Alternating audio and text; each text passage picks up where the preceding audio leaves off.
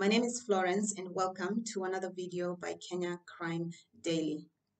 By the way, at Kenya Crime Daily, we cover Kenya-based crimes, solved and unsolved on a weekly basis. If this is content you enjoy watching, you should definitely consider subscribing to this channel.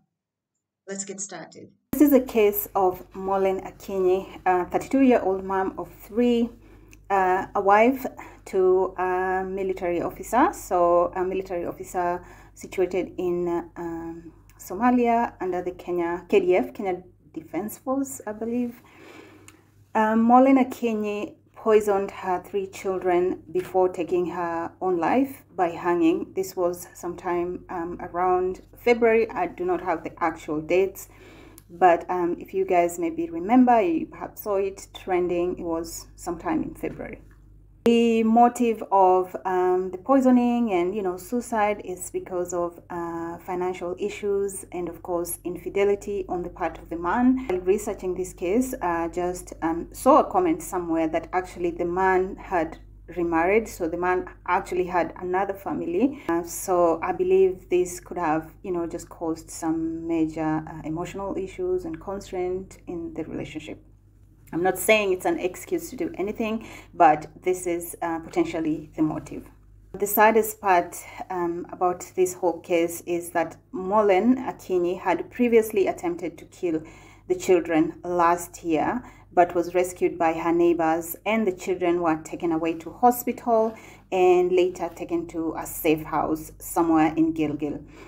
After the children and her recovered, of course, after the poisoning, she was actually arrested and arraigned in court. The children were taken to safe house, as I mentioned, and they remained there because I guess potentially the mother was considered unfit to be with the children. However, a few weeks down the line, the father, one Mr. Omondi Pande, came to Gilgil when he heard the story that the children had been taken away and the wife was of course away. He intervened and all the children were given back to the mother, and he left and went back to Somalia. So my thing is, like, this poor mother, I know, I feel sorry for her because I'm pretty sure she had reached the end of everything. She needed help. She was crying for help. I know it may not seem that way, but the woman needed help. She had reached a point of no return. So this whole idea of giving her back the children and even intervening, for her to be released, I think was really far-fetched. This is just my opinion.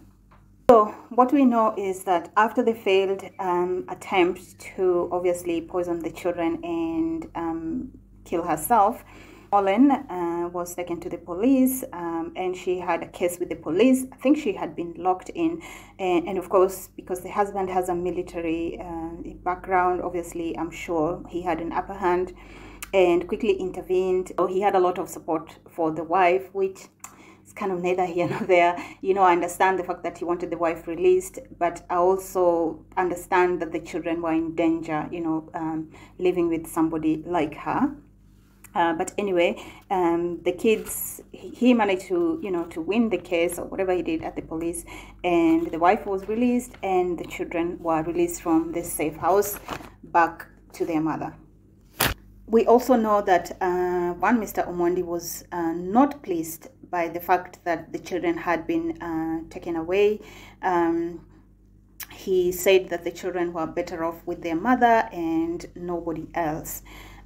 We also know that he later or immediately he left for Somalia, returning to his mission. I mentioned earlier, I feel like have a problem with this decision because clearly the woman was not fit to be with herself. She was not fit to be with the children. In my opinion, having the children in the safe house would have been probably the best outcome given her emotional state and even her mental state. Sometimes, people cry for help and we don't see it, we miss it. And I think this is a case where clearly and unfortunately the husband did not listen, did not care much to look for support, to look for help, to try and make sure the children, were even placed with a relative. If he was not happy with the fact that the children were in a safe house, how about placing them with a relative somewhere? I'm sure somebody somewhere would have been willing, to take care of those poor kids. But hey, I was also just thinking about him with the military. I don't know how it works in the military. Is it even possible to, take time away when you have situations like this? I would just imagine somebody has attempted to kill my children and even to kill herself, and come in immediately, take the children, give the children back to her, and immediately leave. How about seeking some help? How about seeking some counseling? That part bothers me quite a fair bit, to be honest. Let's talk about trouble in their marriage. So it's evident and obvious that there are financial issues, and there was infidelity as well on the part of the man. I guess by law, as a Kenyan, you are allowed to marry, as many women as you want, but usually I think there needs to be a consent or some form of agreement with the other party, which I don't think happened in this case. The other thing is he wasn't supporting Mollen and the kids as he did before. So I believe Mollen Akinyi was a stay-at-home mom. I believe she willingly decided to stay at home and support the children while the husband was out working in Somalia. Mollen had suspected the husband was cheating on her or even having another relationship, which we now know that is a fact. Mollen also fiercely protested a reduced allowance from her husband that made it difficult for her to take care of the couple's 3 children. Mollen used to receive an allowance of about 18,000 Kenya shillings per month. That's just about, I think, $180 as allowance. And her husband, I believe, after she attempted to poison her children, reduced the allowance to 10,000 Kenya shillings, which is $100. That's not a lot of money. Again, not an excuse to to kill your children and kill yourself, but I can imagine that budget with 3 children is really, it doesn't add up. The math is not mathing. We also know that after the police incident and the first attempt to poison the children, the husband was furious and angered by the move to keep the children in the safe house and insisted the children be brought back home. So I believe he was potentially mad at Mollen for having done what she did, and the fact that now the children had to stay away from her or away from them. We also now know that Mollen Akinyi made one last final call to the husband and threatened to kill the children before eventually doing it, actually. So there was a last warning to the man, which of course again was probably ignored, was not taken seriously. A little bit about the bodies. So the bodies were discovered only after 3 days after neighbors raised an alarm over a foul smell coming from the house of Mollen. The bodies of 3 minors aged 10, 6, and 1 were found lying on a bed, and Mollen was found hanged in the corridor from the rooftop of the house with a rope around her neck. The house was obviously locked in, and the TV was left on loud, I guess to cover for any noises or sound. And of course, the neighbors couldn't hear what was going on in the house, just in case there was some noise. Also know that Mollen left a 4-page suicide note. Unfortunately, this note is only available with the police. I have tried as much as I could to try and lay my hands on it, but nobody seems to have it. So, but we know, again, in the suicide note, she just mentioned the same things that I've mentioned previously, that her husband had neglected them as a family. He was not taking care of them, financially, emotionally. So the woman just felt on her own and was struggling. So again, the motive is mainly neglect financially and emotionally, and of course infidelity. It is alleged at this stage that Mollen Akinyi poisoned the 3 children first before she hanged herself at the house in Gilgil Township. The police. The Gilgil Sub-County Police Commander John Onditi confirmed the incident, saying the woman is suspected to have poisoned the children first before taking her own life. He further confirmed that the woman left a suicide note explaining her misfortunes in the marriage, alleging that her husband has not been taking care of his family needs as he should and as is expected.